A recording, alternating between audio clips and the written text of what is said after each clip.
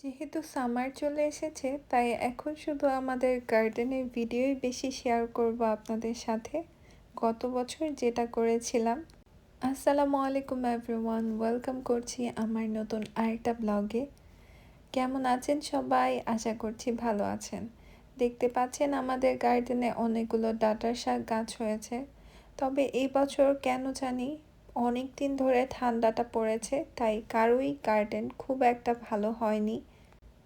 আমাদের তো বাবা অনেকগুলো গাছ কিনে নিয়ে এসেছিল, লাউ গাছ, কুমড়া গাছ, শিম গাছ, কিন্তু অনেকগুলো গাছই কিন্তু আমাদের মারা গিয়েছে ঠান্ডার কারণে।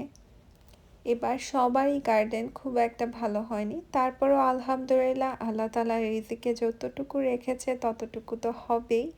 এই দেখতে পাচ্ছেন ডাঁটার শাক হয়েছে মাশাল্লাহ। ডাঁটা তরকারি মাছ দিয়ে আলু দিয়ে রান্না করলে কিন্তু বেশ ভালোই লাগে। কার কার এই ডাঁটার শাক বা ডাঁটা পছন্দ অবশ্যই কমেন্ট করে জানাবেন।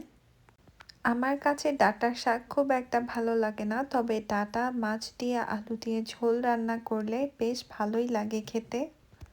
তাছাড়া ডাঁটার শাক বা ডাঁটা কিন্তু শরীরের জন্য বেশ উপকারী।